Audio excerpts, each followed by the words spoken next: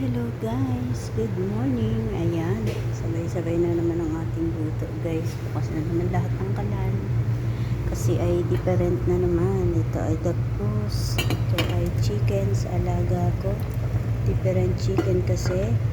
At ito naman ay sasaing tayo guys. Yellow rice tayo today. Ito ay chicken para sa 4 person. Ayan, water din ng chicken. Magsasaing ako guys. Kumukulo na siya. Ilagay na natin ang rice. Ayan guys, nag-ihaw ako ng talong. Ito torta natin, diba? Nagpabili ako sa amo ko ng talong nung kami lumabas. Ayan, mainit pa. Inihaw ko. Ayan, sarap. Sarap sana may tuyo. Kaso nandito ako sa loob nagluluto. Hindi tayo makakaluto ng tuyo at mga ngamon. Yan, totorta ko. Yan ang aking ulam. Ayan guys. O, diba? May ulam na tayo. Gulay sana ang iluluto ko ngayon. Kaso, tinamad ako.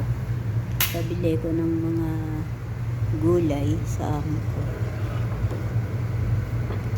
Isasapsoy sana. Ayan rice, yellow rice tayo today kasi ay chicken. Ipipirito natin sa walang mantika ang chicken. Ayan, nakaluto na tayo ng rice. Ibigisa ako ng sibuyas. Ilalagay natin sa ibabaw ng rice para sumarap. Naman ay hindi pa okay, kailangan malata. Gusto ng alaga ko malata.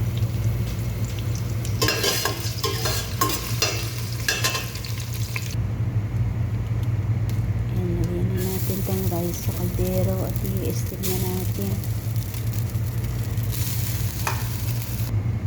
Ayan, lagyan natin to sa ibabaw. Pampasarap yan guys. Tsaka yung rose flower. Ito.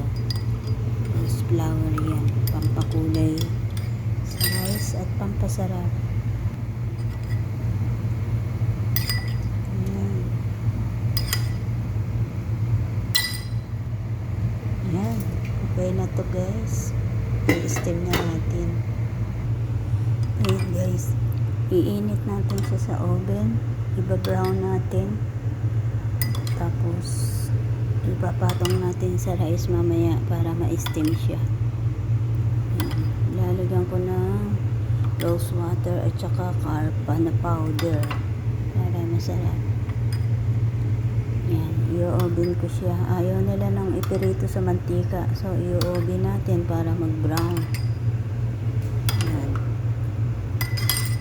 lalagay ko na siya sa oven. Ayan, ito naman ay chicken sa alaga ko. Pipirito ko sa walang mantika. Iba-brown ko lang, tapos lalagay ko sa ibabaw ng rice. Ayaw niya rin ng may mantika. Ayan guys, ganyan lang siya. Ayan guys, ipapatong na natin siya sa rice para hindi siya ma-dry. May steam na siya dyan.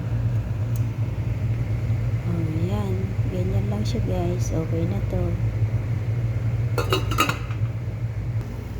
Ito naman ay sa 3 person. Ayan, niluluto ko pa. So, ayan lang guys. Thank you for watching guys. Maghuhugas na tayo ng ating pinaglutuan. Tanghali na. Bye-bye.